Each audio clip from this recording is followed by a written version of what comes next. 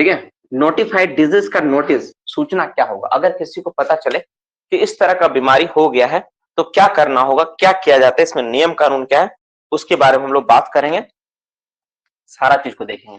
तो सबसे पहले हम लोग जानेंगे जब कोई नोटिस दिया जाता है तो किसी के द्वारा दिया जाता है, किसी को दिया जाएगा, ठीक नहीं, किसी के द्वारा नोटिस दिया जाएगा, ठीक है। तो किसके द्वारा दिया जाएगा, बाय। ए नंबर पॉइंट, जो नोटिस होगा किसके द्वारा दिया जाएगा, बाय, यानी जो सूचना होगा कौन देगा, मतलब किसके द्वारा नोटिस दिया जाएगा। तो ऑब्वियसली बात है जो माइंस का ओनर है वो देगा, या फिर कौन देगा, एजेंट देगा, एजेंट दे सकते हैं, ठीक है, या फिर कौन देगा, और मैनेजर, और मैनेजर ये इस बात को सूचना देंगे भाई, क्या देंगे भाई, कि इस व्यक्ति को नोटिफाइंग डिजीज हुआ है, क्या सूचना हुआ ये। अब ये सवाल ये तो दे रहे हैं लेकिन किसको देंगे, ठीक है, सवाल नंबर बी इसमें आता है, किसको देंगे, बी नंबर में टू, किसको देंगे, हम लिखते हैं ना भाई टू द मैनेजर, तो ये जो टू लिख के एप्लीकेशन करेंगे, टू में किसको लिखेंगे, किसको लिखना होता है, तो ये बहुत लोगों को नोटिस देंगे। जैसे एक नंबर में ये नोटिस देंगे तुम्हारा डीएम को, डिस्ट्रिक्ट मजिस्ट्रेट, डीएम को बताएंगे कि ऐसा बीमारी हुआ है। Chief inspector of the mines, क्यों, क्योंकि तुम जो हो, कोई भी व्यक्ति जो होता है वो राज्य का, सरकार का, देश का प्रॉपर्टी होता है। तुम बोलोगे सर मेरा जीवन है, मेरा हक, हम कुछ भी करें, दादा तुम्हारा इतना हक है, राइट टू, राइट टू, क्या तुम राइट टू सुसाइड कर सकते हो, सुसाइड भी करा, मैं तुमको मालूम है कि नहीं, तुम सोचोगे सर हम सुसाइड कर लेंगे, तुम अपने आप को मार सकते हो, पॉसिबल है ही नहीं, है ही नहीं। राइट टू सुसाइड है क्या, जीने का हक है, मरने का हक है, तुमको सोच के देखो तो, क्या हम मर सकता है, ऐसा राइट है, कानून में इसका प्रावधान है, नहीं है। तो अगर कोई व्यक्ति का डेथ होता है, मौत होता है, तो राज्य सरकार की प्रॉपर्टी, देश की प्रॉपर्टी है वो, तो उसको सूचना देना पड़ेगा, डीएम को बताना पड़ेगा कि हाँ ऐसा हुआ है, ठीक है। डीएम को, chief inspector of the mines को, ठीक है, regional inspector of the mines, RIM, इनको तो बताना पड़ेगा, ठीक है।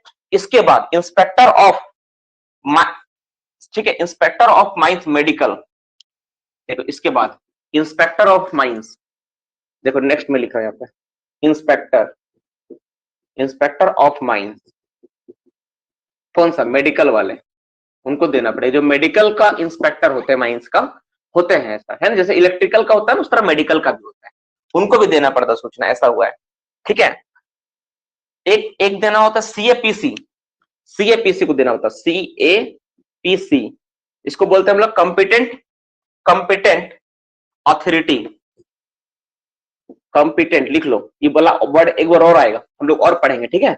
हम लोग जब हम लोग पढ़ेंगे ना तुम्हारा नोटिस ऑफ एक्सीडेंट पढ़ेंगे, उसमें आएगा वाला कॉम्पिटेंट अथॉरिटी, क्या है मैं बता देता हूं, अथॉरिटी, ठीक है, for payment of compensation, for payment, payment of compensation, compensation, compensation, जैसे मैं उदाहरण के तौर पर समझाता हूं, इसको फिर समझ में आएगा, ठीक है। अब नोटिस का जो डे है, ठीक है, कितना दिन, टाइम, कितना टाइम के अंदर देना, टाइम कितना टाइम के अंदर देना, ठीक है, इसको हम लोग देंगे with in 3 days, with in, जैसे तुमको पता चला ना कि ऐसा घटना घटा है, किसी व्यक्ति का ऐसा नोटिस हो, उसको 3 दिन के अंदर, ठीक है, with in 3 days of, of, ठीक है, ऑफ मतलब क्या होगा, जब जानकारी मिला है, ऑफ नॉलेज, ऑफ नॉलेज,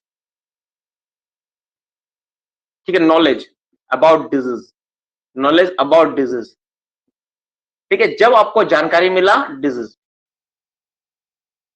ठीक है, किसी को ऐसा बीमारी हुआ है, इसको डिजीज का नॉलेज मिल गया, उसी के 3 दिन के अंदर आपको सूचना दे देना है। किस फॉर्म में देंगे हम लोग, अब जो सूचना दिया जाएगा तो फॉर्म को तो इस्तेमाल करेंगे ना भाई, किस फॉर्म में देंगे, माफ करना है सी होगा, यहाँ पे टी होगा ना, किस फॉर्म का इस्तेमाल करेंगे हम लोग, किस फॉर्म में हम लोग भर के देंगे, तो फॉर्म कौन सा इस्तेमाल करेंगे, फॉर्म कौन सा इस्तेमाल करेंगे, तो फॉर्म होगा फॉर्म 5, फॉर्म क्या होगा, form 5, as per, as per regulation, as per regulation, regulation का फॉर्म 2017, रेगुलेशन का फॉर्म 5 के अंतर्गत हम लोग नोटिस देंगे, सूचना देंगे। पहले इस बात को नोट कर लो, सारा का सारा जो चीज लिखवाया हूं इस पे और चर्चा होगा।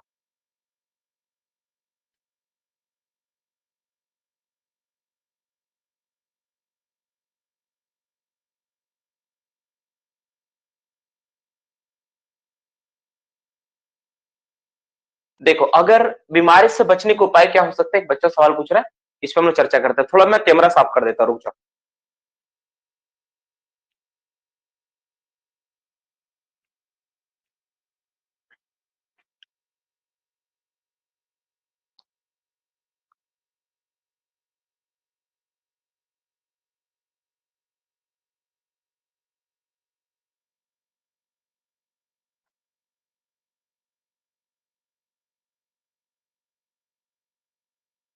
सेक्शन हम लोग ऐसे याद नहीं करेंगे।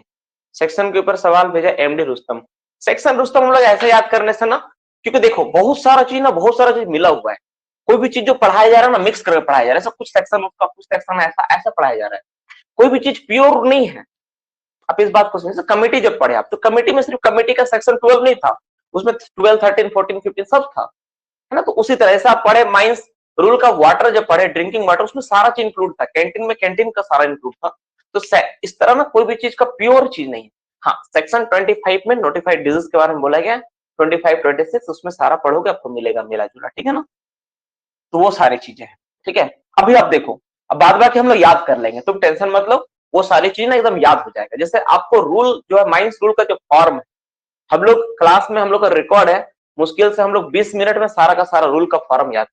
आपको जानकर हैरत होगा कि जितना रेगुलेशन का नंबर है ना, आप रेगुलेशन का सारा नंबर एक्ट का सारा नंबर मुश्किल से 20-20 मिनट का 4-5 क्लास करोगे ना, आपको याद हो जाएगा सारा। याद हो जाएगा। मैं लिखने का बात नहीं कर रहा हूं, आपको मैं याद करवाने की बात कर रहा हूं। आपको सारा का सारा याद हो जाएगा। हम लोग को पढ़ने का तरीका ही नहीं पता कि how to read, how to study. तरीका पता हो तो याद आसानी से हो सकता है। हम लोग का जो सिलेबस होता है बाबू, एक बार तुम नोटिस करते हैं, हम लोग का जो सिलेबस होता है, पिद्दी सा सिलेबस है। एक रेगुलेशन 2017 का बुक है, ठीक है। हम लोग को उसको याद करने में, हम लोग को सबसे ज्यादा हैरत लगता है मुझे इस बारे में सोचता हूं तो, कि बच्चा 3 साल डिप्लोमा में पढ़ता है, ठीक है, उसके बाद 1 साल इंतजार करता है, 1 साल फिर पीडीपीटी करता है, फिर 6 महीना ओवरमैन सर्टिफिकेट, फिर 1.5 साल 2 साल तैयारी करता है।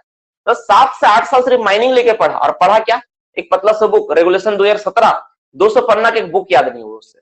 बहुत अफसोस की बात। रेलवे का जो बच्चा तैयारी करता है ना, आपका सिलेबस है 10 गुना सिलेबस है उनका।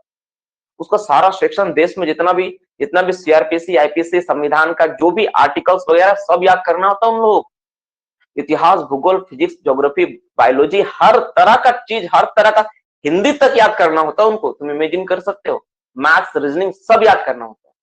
मतलब हम लोग का सिलेबस माइनिंग से कम 10 से 20 गुना है। तो सोचो, ये वाला कंटेंट अगर पढ़ने और याद करने में, अगर एक रेगुलेशन याद करने में अगर तुमको 2-3 दिन का टाइम लग रहा है, 4 दिन, 5 दिन, 10 दिन का समय लग रहा है, तो रेलवे वाला बुक दे देंगे, रेलवे का कंटेंट अगर तुमको मिल जाएगा तो तुम 25 साल लगा देगा। वैसा नहीं है।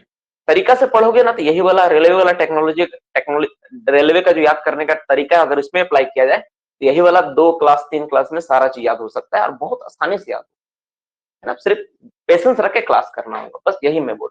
पेशेंस रखो, क्लास करो। हर चीज का सीखने का तरीका है, एक लर्निंग एटीट्यूड है, उस हिसाब से पढ़ोगे आपको याद होगा। क्लास में मैं एक सवाल मैं आप लोगों से पूछना चाहता हूं, है ना।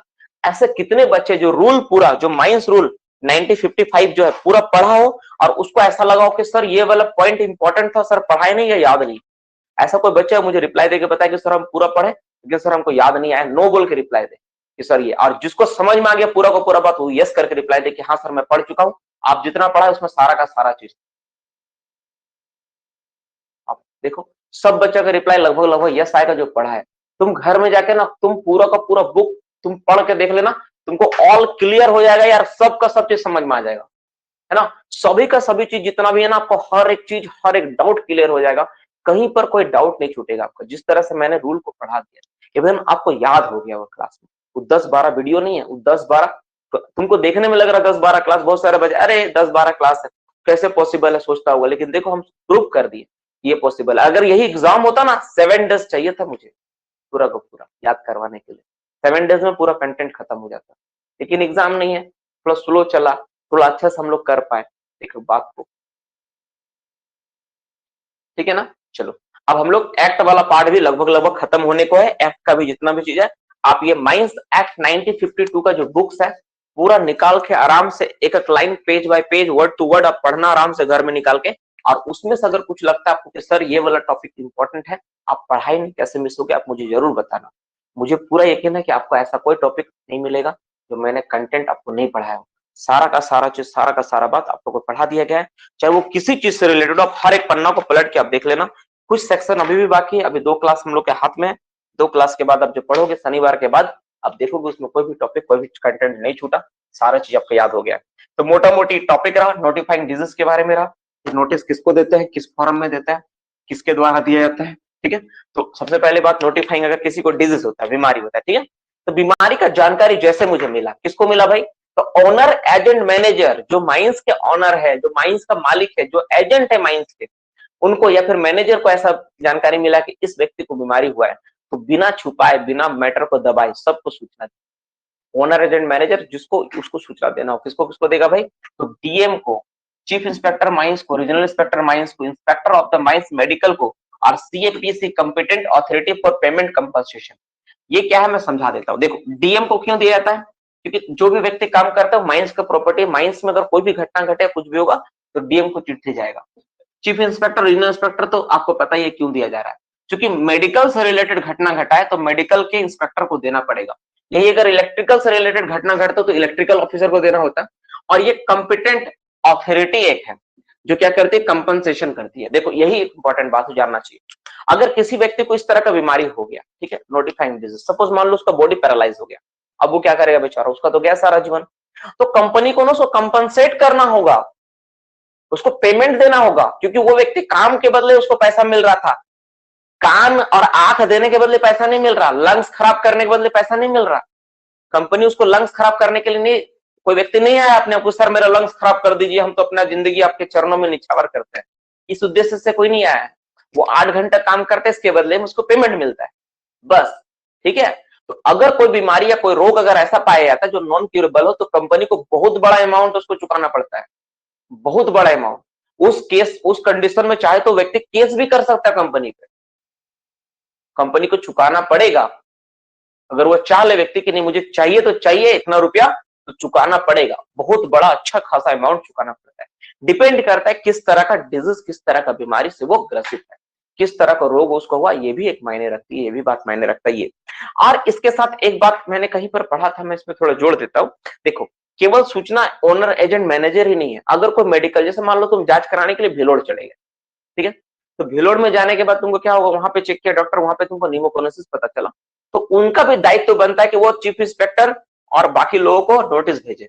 ऐसा मैंने कभी पढ़ा था, अभी एग्जैक्टली मैं कंफर्म इस बात को नहीं कर पा रहा हूँ, है ना, लेकिन कल का क्लास में मैं और एक बार इसको पढ़ के मैं क्लियर कर दूं। बहुत पहले का थोड़ा पढ़ा हुआ मैनेजर, ऐसा कुछ। वो इंस्पेक्टर भी सूचना करता है। अगर कोई भी मेरा बात से सहमत है, इसलिए रिप्लाई दे। 2-3 करोड़ नहीं होता है, 10 करोड़ नहीं, उतना भी नहीं, लेकिन तुम्हारा 50 लाख प्लस ही होता है, 50-60 लाख प्लस होता है, सब मिला जुला के करोड़ पा जाए, है कि नहीं? अनुज कश्यप सही है, लेकिन सर एक रिक्वेस्ट है कि एक तो यूपीपीएससी का, सही बात है, यूपीपीएससी वाला एक सवाल उठाए कि सर यूपीपीएससी के बारे में इस वीक एक क्लास आप लोग को यूपीपीएससी के ऊपर होगा। जैसे आज कौन सा दिन है? आज आप लोग का डे है, शायद हमको लग रहा है 2 तारीख है ना, बुधवार है ना, बृहस्पतिवार। कल एक क्लास कर लेते हैं, ठीक है, शुक्रवार के दिन होगा तो यूपीपीएससी का क्लास रख देंगे, ठीक है, या फिर मैं नोटिस दे दूंगा कल वाला क्लास भी होगा तो यूपीपीएससी को बेस करके मैं करवा दूंगा एक क्लास। फिर फ्राइडे और सैटरडे 2 क्लास कंटिन्यू फिर हम लोग का हो जाएगा, ठीक है, और फिर हम लोग का संडे को जो एग्जाम है, संडे को एग्जाम आपको दे, ठीक है। अच्छा एक बात, चलो 2 क्लास तो हम लोग किए, आज और कल 2 क्लास तो हो गया। कल कितने बच्चे सहमत हो कि सर यूपीपीएससी की क्लास करवा दे? ठीक है, एक बार यस करके रिप्लाई। सर माइंस एक्ट का फॉर्मेट अंडर माइंस एक्ट, ये क्वेश्चंस लिखवा के आपने कल क्लियर कर दिए थे, माइंस, ठीक है। कितने लोग सहमत हो कि हाँ सर? एक वोटिंग करवा देता हूँ, ठीक है, जो लोग सहमत हो ऑप्शन ए टाइप करो, और जो लोग सहमत नहीं हो ऑप्शन बी टाइप करो, ठीक है। मैं ऑप्शन ए और ऑप्शन बी का पोल करवा देता हूँ, ज्यादा अच्छा रहेगा 30 सेकंड के लिए। जो लोग सहमत हो कि कल सर माइंस एक्ट का जो प्रिपरेशन वाला क्लास होता है, जो आप प्रिपरेशन करवाते हैं, जो डीजीएमएस का एग्जाम होता है या जो भी एग्जाम का तैयारी है, उससे रिलेटेड पढ़ा दीजिए, वो ऑप्शन ए टाइप करें। और जो लोग चाहते हो कि नहीं सर आप कंटिन्यू क्लास लीजिए, परसों लीजिएगा, परसों तो फिर लेना है ही, 2 क्लास हुआ, 2 क्लास के बाद जो आपका सहमति है ए और बी टाइप करो, उसी हिसाब से मैं क्लास ले लूंगा, ठीक है, नहीं तो फिर फाइनल डिसीजन मेरा ही होगा। चलो लगभग वोटिंग खत्म होने वाला है, टाइम 12 सेकंड बचा है, फटाफट जिसको लगता है कि कल यूपीपीएससी और प्रिपरेशन रिलेटेड होना चाहिए, जैसे माइंस एक्ट, जैसे तुम्हारा यूपीपीएससी का तैयारी हो गया, कुछ बच्चे कर रहे हैं, कुछ डीजीएमएस का एग्जाम देने वाले बच्चे हैं, उस तरह का तैयारी रिलेटेड आप चाहते हो तो यस हुआ ए, और नहीं तो बी। तो जो आंसर आप लोग का आया है, लगभग लगभग आंसर जो आया है 61 और 40 रेशियो में, ठीक है, 61 बच्चों ने यस को दबाया, 40 बच्चों जो है मतलब नो को दबाया है कि नहीं सर हम चाहते हैं कल रेगुलर क्लास, तो ठीक है, कोई इशू नहीं है। तो हम कल नोटिस आपको दे दूंगा, कल तो क्लास कंफर्म है ही, तो कल आपको सूचना मिल जाएगा, चाहे यूपीपीएससी क्लास हुई हो, क्योंकि झुकाव लगभग एक जैसा ही है ना। नहीं हुआ तो फिर परसों कर लेंगे, कल नहीं हुआ तो परसों तो कंफर्म होगा ही होगा, क्योंकि थोड़ा तैयारी मुझे भी चाहिए ना, अलग से टॉपिक पढ़ाना यूपीपीएससी को लेके, तो मुझे भी थोड़ा तैयारी करना पड़ेगा, तो बिना होगा नहीं। अगर मैं कल पर कर पाया तो कल में पढ़ाऊंगा, नहीं तो फिर मैं परसों पढ़ाऊंगा।